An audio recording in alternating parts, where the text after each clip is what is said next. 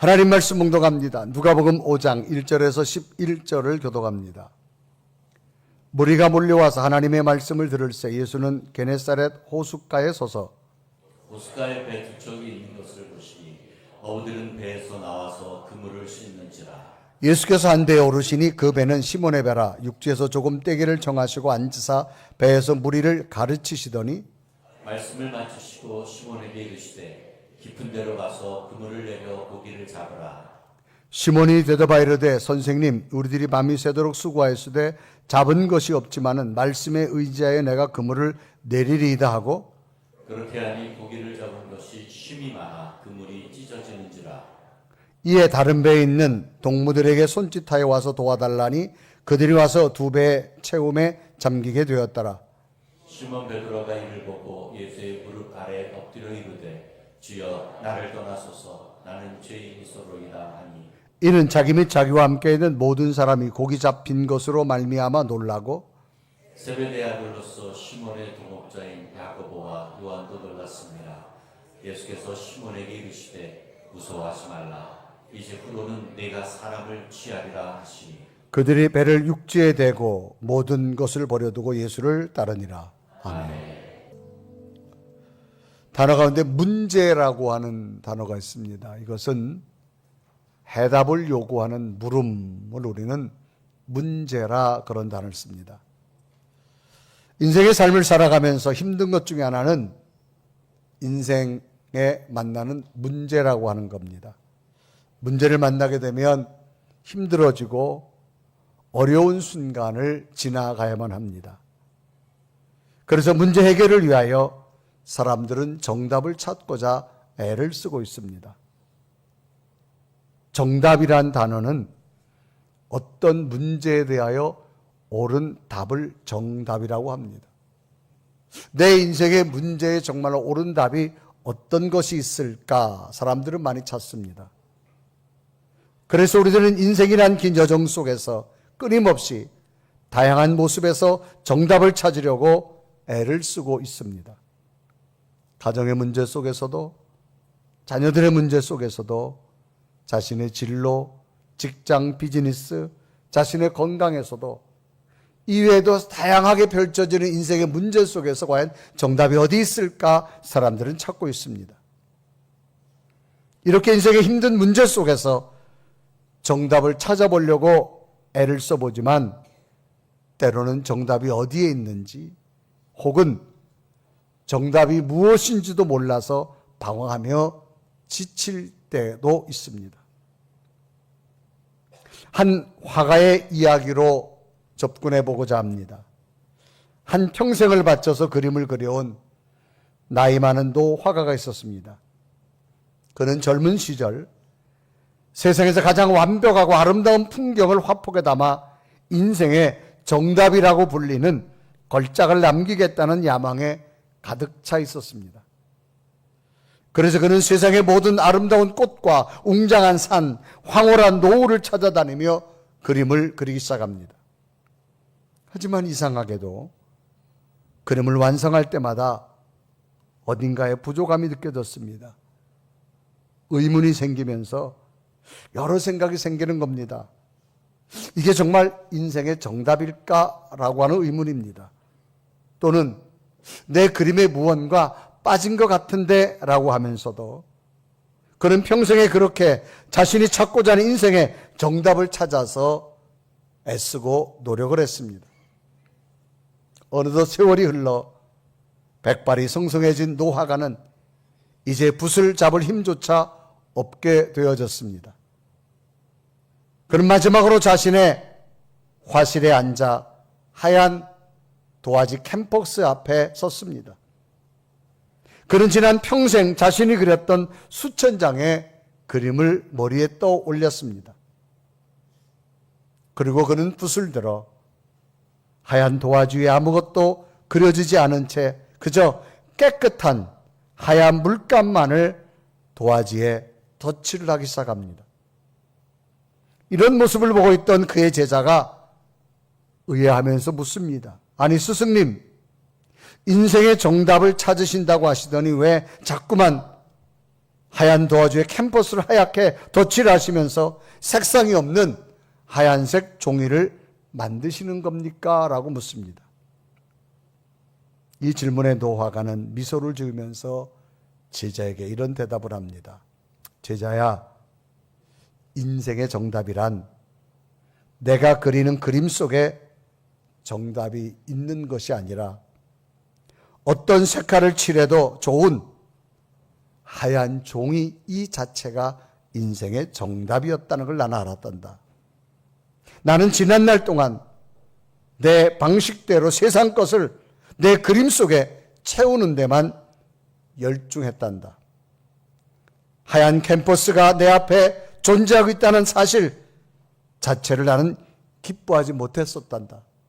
어떻게 하든지 이 하얀 도화지에다 그림만을 가득가득 채우려고 했단다. 그런데 이제야 알았는데 오늘 내가 숨을 쉬며 살아가는 것과 지금 이 순간 붓을 들고 있다는 것, 그 자체가 인생의 정답이었다는 것을 나는 깨달았단다.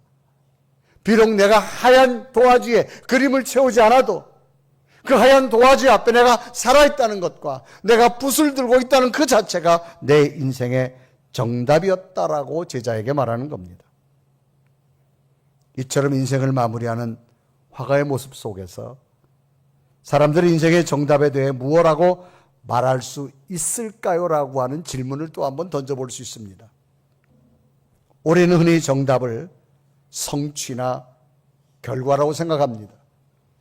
좋은 대학을 나오고 성공한 직업을 갖고 남들이 부러워하는 부와 명예가 인생의 정답이라고 확신하며 살아갑니다. 그러나 인생의 시간을 오랜 시간 동안 살아본 후에 고백은 인생의 정답은 정해진 목적지도 아니고 어떤 결과도 아니라고 하는 겁니다. 자신이 꼭 가야만 하고 자신이 꼭 이루어야만 한다는 생각을 내려놓아야 된다는 겁니다. 결국 인생의 정답은 오늘 나 자신이 살아있는 것, 그 자체가 정답이라는 겁니다. 이런 의미에서 오늘 우리들의 모습을 살펴본다면 우리들은 우리들의 다양한 삶에서 진정한 정답은 무엇이라고 말할 수 있을까요? 라고 하는 질문입니다. 때론 우리들은 자신에게 주어진 한 가지만이 인생의 정답이라고 말할 때도 있습니다. 간혹 우리들의 생각은 이런 거죠. 젊어서는 재력이 있어야 살기가 편하다고 말하지만 꼭 그것만은 아니다라는 겁니다. 시간이 흐른 뒤에 나이가 들어서는 건강이 있어야 살기가 편하다는 사실을 그때 알게 됩니다. 왜? 건강을 잃으면 모든 것을 잃어버리기 때문입니다. 인생의 모습 속에는 언제나 양면성이 존재합니다. 한쪽이 좋으면 한쪽이 좀 부족합니다. 하나님은 우리에게 두 개 다 좋게 만들지 않습니다.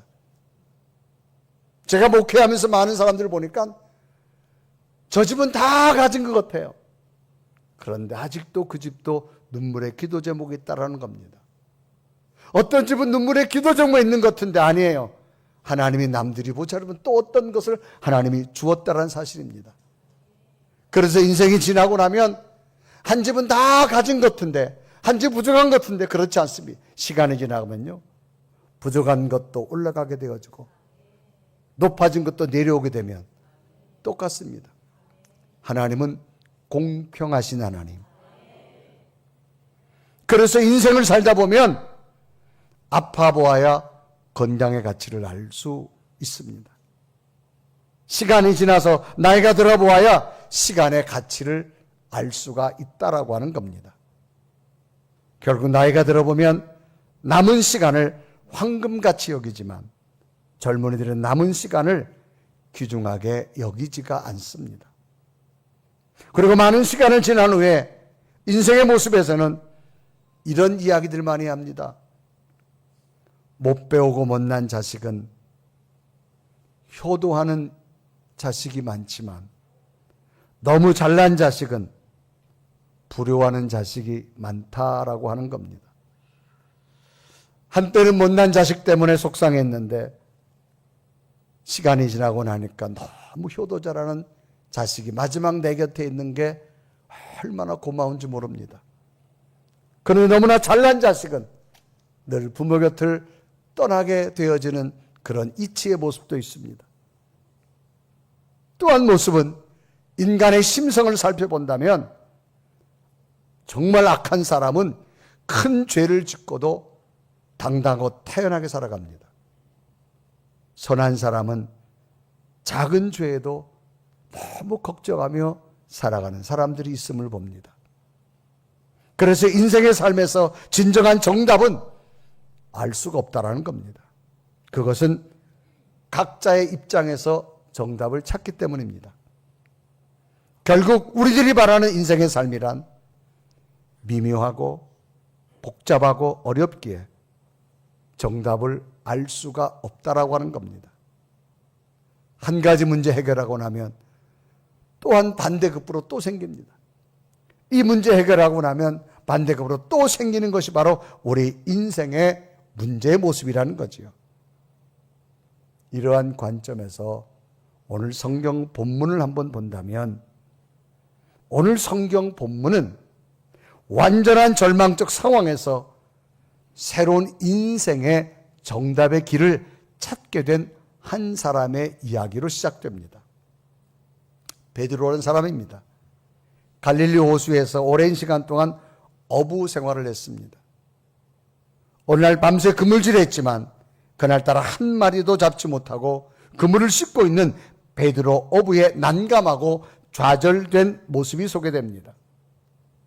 어부로서는 큰 문제를 만난 겁니다. 밤새 그물질했는데 한 마리도 못 잡았어요. 가족들을 생계를 유지해야 되는데 그럴 수가 없는 상황이 되어져 버렸습니다. 그래서 절망된 모습으로 그물을 씻고 있었다라고 성경은 기록합니다. 그래서 누가복음 5장 2절에 이렇게 합니다. 호숫가에 배 두 척이 있는 것을 보시니 어부들은 배에서 나와서 그물을 씻는지라라고 기록합니다. 그물을 씻는다는 말은 밤새 그물질을 한 후에 정리하고 있는 상태입니다. 당시 베드로는 이 갈릴리 호수에서 오랜 어부 생활한 베테랑 어부였지만 밤새 한 마리도 잡지 못하고 절망적으로 힘들어할 때 예수님께서 베드로에게 찾아온 겁니다. 그리고 베드로에게 말씀을 주십니다. 그리고 베드로에게 깊은 곳으로 가서 그물을 다시 한번 던져보라고 이야기합니다.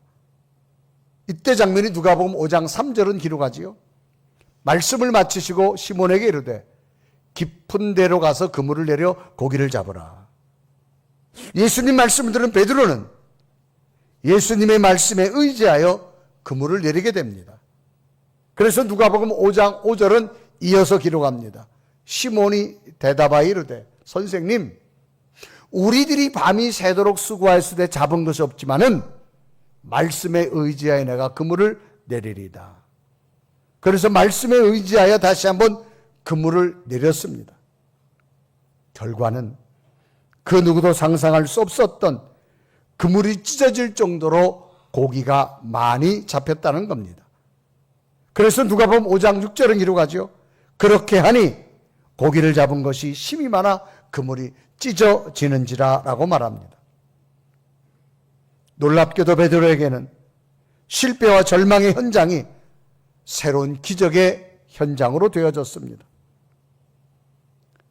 평범한 어부였던 베드로 인생의 정답은 베테랑 어부로서 고기를 더욱 많이 잡아서 많은 소득을 만드는 것이 그의 소원이었습니다. 그러나 그 정답은 예상치 못하게 실패로 돌아가 버려서 밤새 그물질했지만 한 마리 잡지 못하고 날이 새어져서 더 이상 고기를 잡을 수 없는 절망의 상황입니다. 이런 베드로에게 전혀 예상치 못했던 자신의 그물이 찢어질 정도로 그물에 가득 고기가 담기게 됩니다. 그것은 베드로의 경험이나 상식이 아니었습니다. 실력이 아니었습니다. 전적인 주님의 은혜였다라는 겁니다. 그러면 어떻게 베드로에게 주님의 놀라운 은혜가 이처럼 문제 앞에, 절망 앞에 새로운 기쁨과 소망이 되어졌을까라고 하는 겁니다. 특히 여기 놀라운 사실은 베드로는 2000년 전에 평범한 어부였습니다. 큰 권력자도 아니고 영웅도 아니었습니다. 그런데 무엇이 있었기에 2000년이 지난 지금도 베드로라는 이름 앞에 전 세계인들이 인생의 정답의 문제를 찾을까라고 하는 모델을 발견할 수 있을까라고 하는 겁니다. 그런 베드로는 어떻게 하였기에 새로운 인생의 길이, 새로운 인생의 정답이 되어졌을까?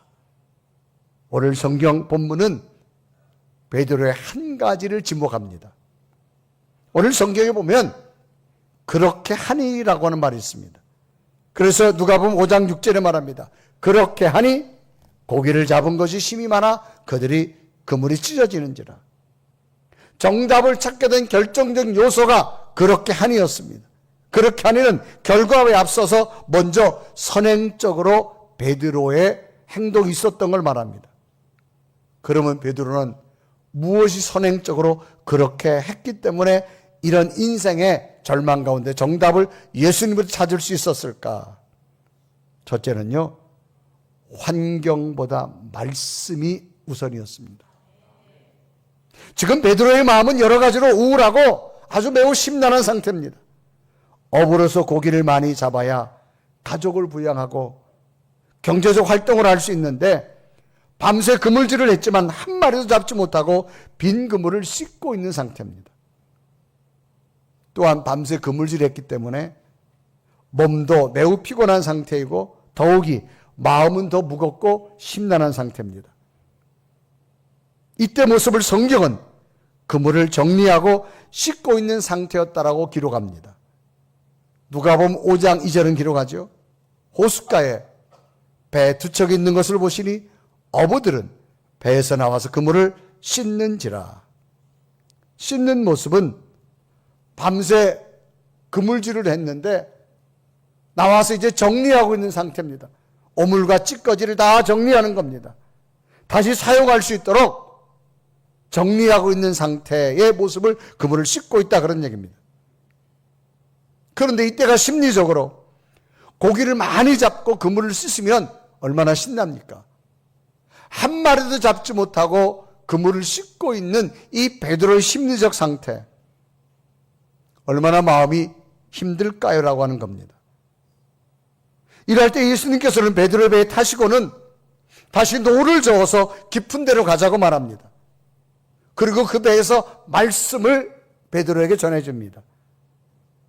그리고 조금 있다가 베드로에게 네가 빈 그물을 씻었지만 다시 한번 그물을 내려보라고 말합니다. 그때 베드로는 피곤한 몸이었지만 예수님의 말씀을 들었다는 겁니다. 그래서 누가복음 5장 3절은 기록하죠. 예수께 한 배 오르시니 그 배는 시몬의 배라.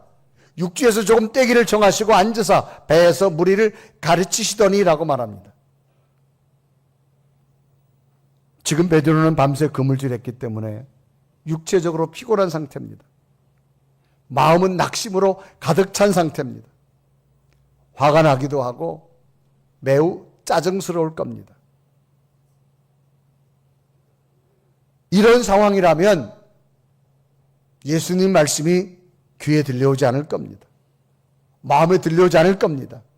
그런데 베드로는 자신에게 있는 피곤함과 심리적 힘든 환경의 상황을 모두 뛰어넘어서 예수님의 말씀을 들어야겠다는 의지적 결단이 있었다는 겁니다. 여러분, 의지적이라는 말은 결심하고 다짐하는 적극적 마음입니다. 지금 상황적으로는 몸이 피곤한 상태입니다. 심리적으로 마음이 굉장히 안 좋은 상태, 심지어 화가 날 만도 합니다. 그런데도 예수님의 말씀을 들었다는 얘기는 상황은 아니지만 베드로 의지적, 자기 마음속에 적극적으로 그래도 이 상황이지만 예수님의 말씀을 들어보자 라고 하는 그런 상황이 베드로에게 있었다는 겁니다. 당시 베드로가 말씀을 듣는 것은 단순한 정보를 얻는 것이 아닙니다. 자기 상황을 주님 앞에 모두 내어놓겠다라는 겁니다. 이런 모습은 오늘 예배드리는 말씀을 듣는 우리들에게도 동일하지 않을까 생각해 봅니다. 예수님께서는 기적을 주시기 전에 먼저 그 기적을 감당할 수 있는 사람의 마음 상태를 준비시킨다라는 겁니다. 베드로가 주님 말씀을 듣는 동안 그의 내면은 밤새 쌓였던 실패의 마음이 없어지기 시작합니다. 다시 일어서야 되겠다는 용기의 마음으로 바뀌어지기 시작했습니다.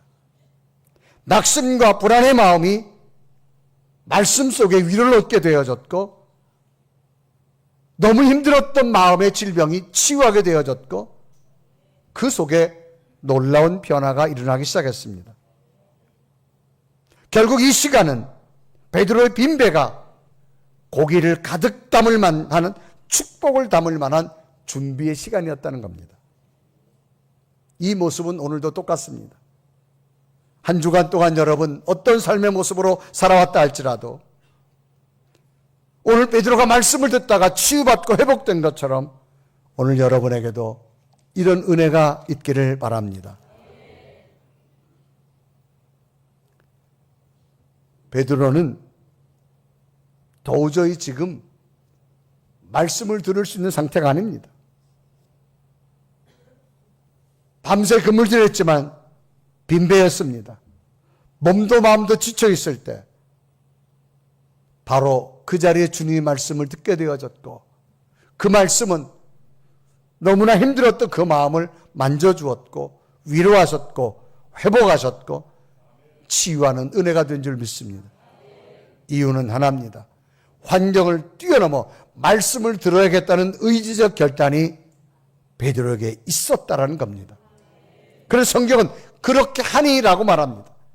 누가복음 5장 6절에 이렇게 합니다. 그렇게 하니 고기를 잡은 것이 심히 많아 그들이 찢어지는지라. 오늘 예배하는 여러분, 오늘도 교회에 올 수 없는 상황들이 참 많았을 거예요.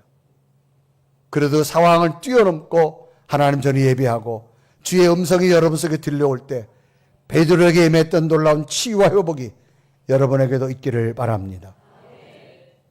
두 번째로 베드로는 상식이나 경험보다 말씀이 우선이었다는 겁니다. 베드로는 평생을 갈릴리 호수에서 보낸 베테랑 어부였습니다.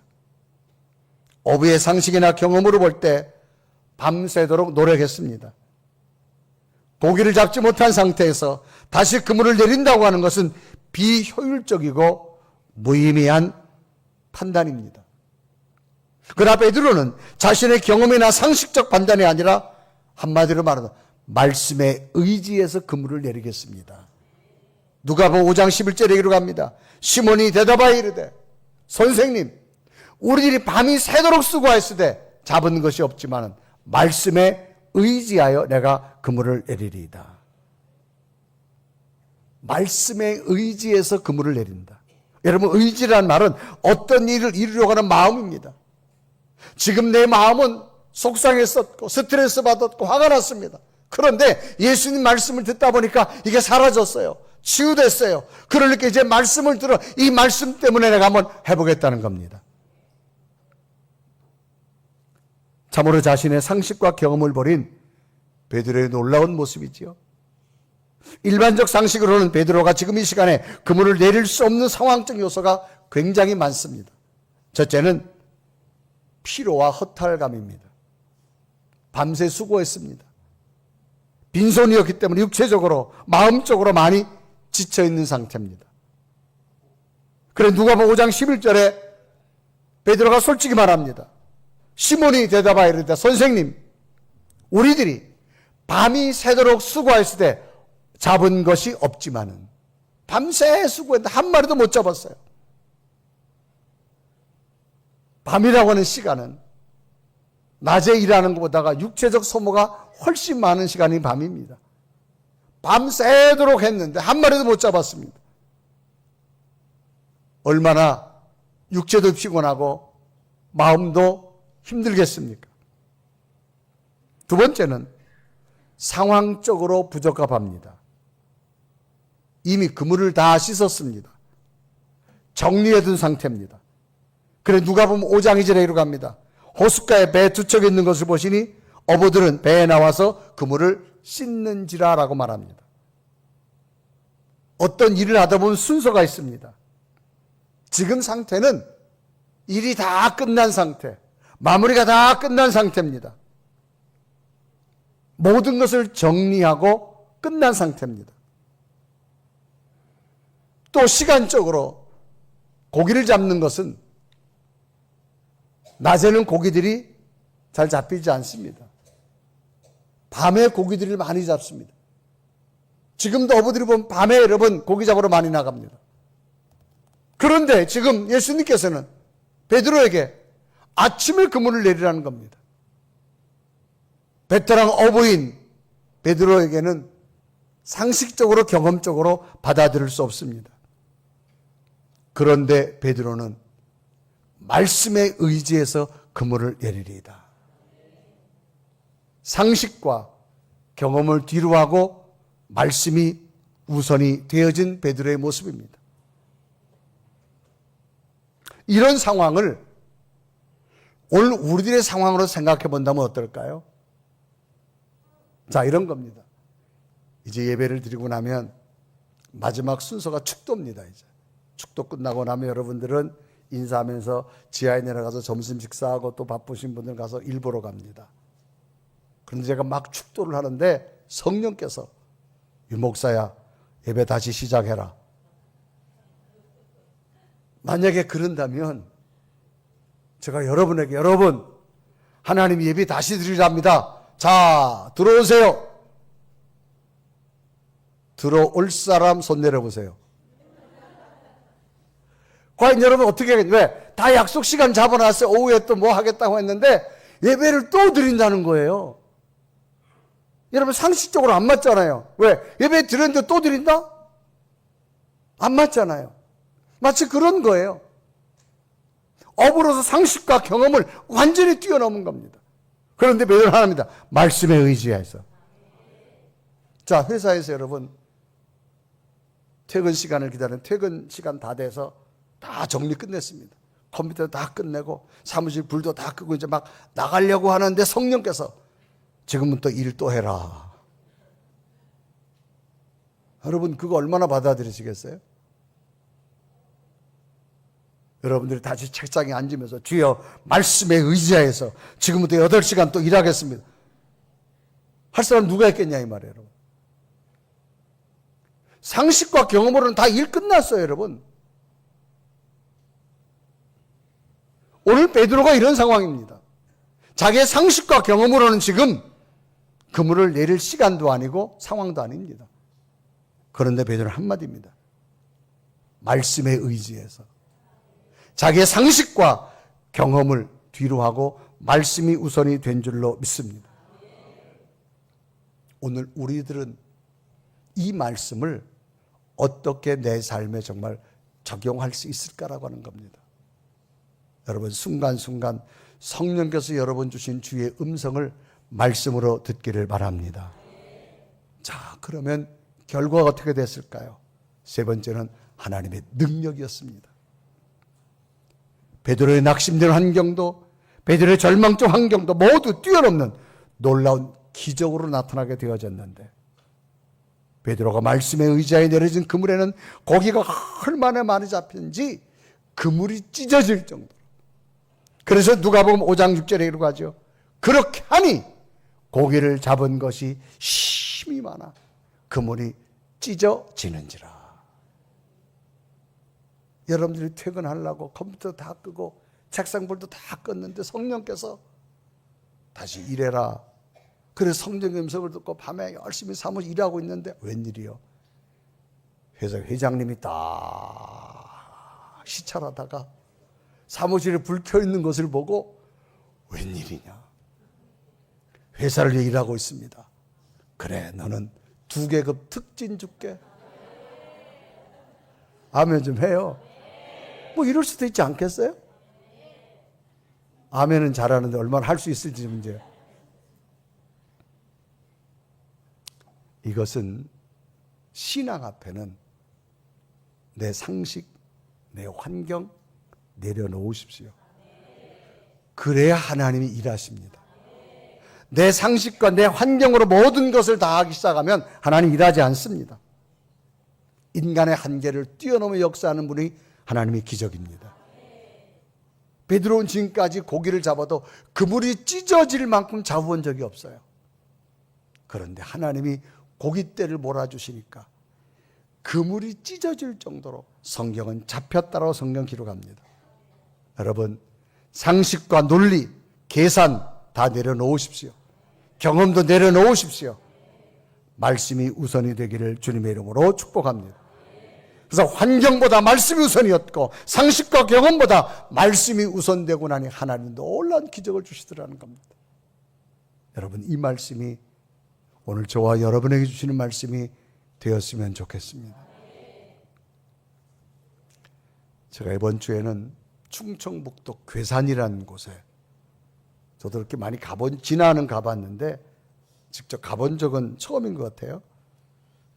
그 괴산이라는 곳에 가서, 거기가 괴산 지방인데 18개 시골교회들이 이렇게 모여 산 지방이더라고요.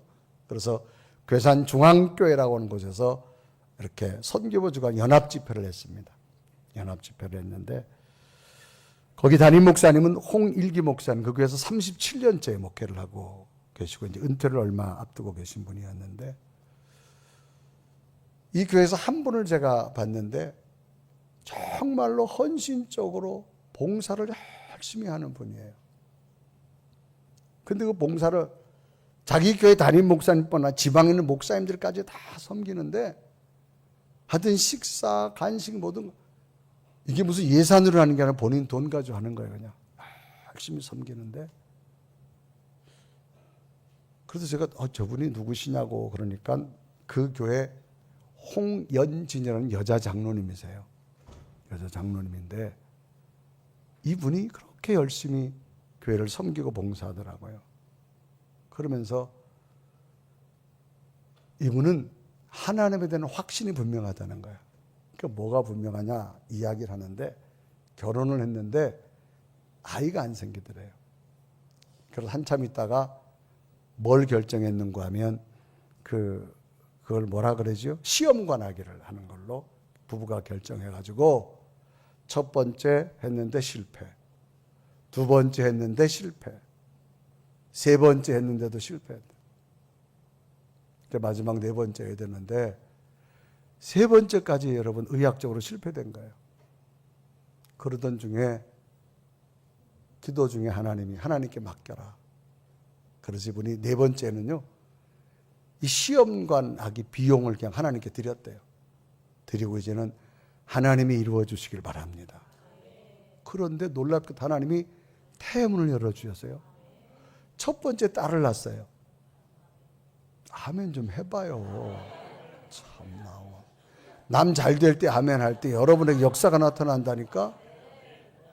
두 번째 또 생명이 생겼는데 한 번에 일란석 쌍둥이를, 아들하고 딸을 동시에 그냥 하나님 줘가지고 3남매를. 그런데 첫째가 지금 25살 이화여대 대학원을 다니고, 둘째는 아들은 이제 군대 가 있고, 그 다음에 딸은 지금 직장을 하고 있는데, 이 장로님은 정말로 하나님은 내 한계를 뛰어넘어 역사하신 하나님. 그래서 아들은 군대 가 있는데 25살, 23살 두 딸은 교회에서 반주하면서 열심히 봉사하는데, 제가 그냥 올 수 없잖아요. 사진을 또 담아가지고 왔어요. 이거예요. 옆에 계신 분이 엄마 장로님, 그 다음에 두 딸이에요. 그런데 그 남편은 집사님이셔. 얼마만큼 여러분 어머니의 강한 믿음이 하나님의 역사를 만드는 걸 알 수 있잖아요. 아멘. 그래서 그분은 정말로 하나님 지금도 살아계십니다. 나와 함께 하십니다. 이 연합체 봉사하시는데 여러분 감동이 될 정도로. 신앙은 하나입니다. 내 상식과 경험, 내 판단 내려놓으십시오. 하나님이 일하시기 원한다면 하나님께 맡기십시오. 오늘 베드로는 말씀에 의지하여란 말을 씁니다. 그래서 믿음은 도전입니다. 성경은 그렇게 하니라고 말합니다.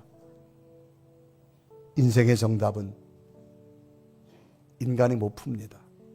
하나님이 주실 때만 정답을 찾을 수가 있습니다. 가정의 문제도, 자녀들의 문제도, 내 미래의 문제도 하나님이 정답 주셔야 됩니다. 환경보다 말씀이 앞서시고 상식과 경험보다 말씀이 앞서셔서 하나님의 기적 같은 능력이 여러분 삶에 베드로처럼 인생의 확연한 정답이 여러분 있기를 주님의 이름으로 축복합니다. 우리 한번 고백하며 찬양할까요? 인생을 살다가 내 힘으로 안 되고 내 뜻대로 안 될 때 주님은 나와 함께 할 줄 믿습니다. 우리 고백하며 찬양합니다. 날이 저물어 갈 때 빈들에서 걸을 때 그때가 하나님의 때 내 힘으로 안 될 때 빈손으로 걸을 때 내가 고백해 여호와 이래 주가 일하시네 주가 일하시네 주가 일하시네 주께 아끼지 않는 자에게 주가 일하시네 주가 일하시네 주가 신뢰하며 걷는 자에게 신뢰하며 걷는 주가 일하시네 주가 일하시네 주가 일하시네 주께 아끼지 않는 자에게 주가 일하시네 주가 신뢰하며 걷는 자에게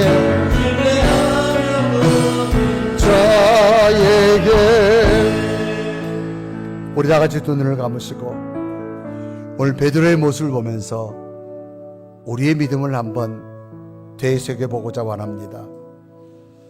늘 우리도 인생의 문제를 살아가면서 내가 해결하려고 하지만 인간은 한계가 있습니다. 정답이 없습니다. 그러나 하나님이 만들어주시면 가장 완벽한 정답이 우리 인생에 나타나기 시작합니다.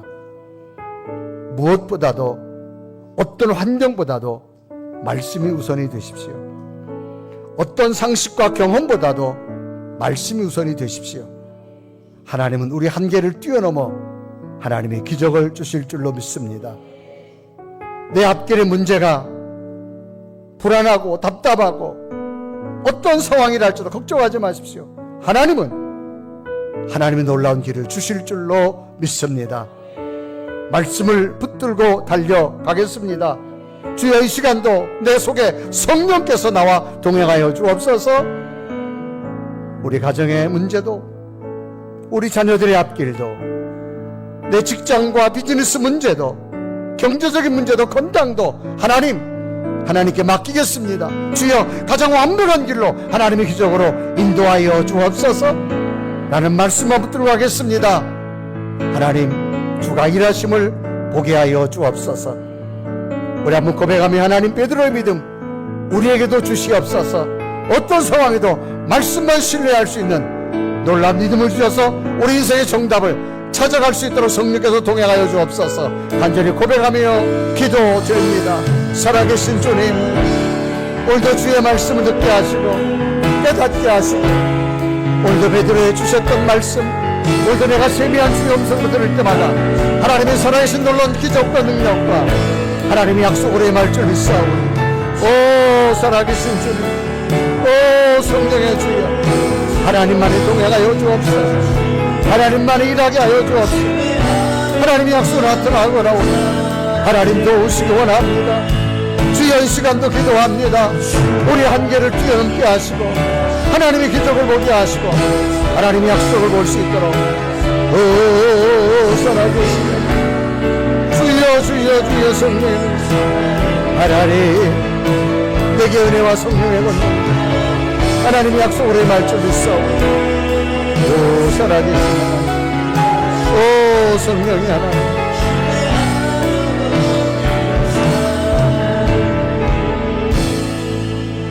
살아계신 하나님 베드로의 모습 밤새 그물질했지만 한 마리도 못 잡아서 육체의 피곤함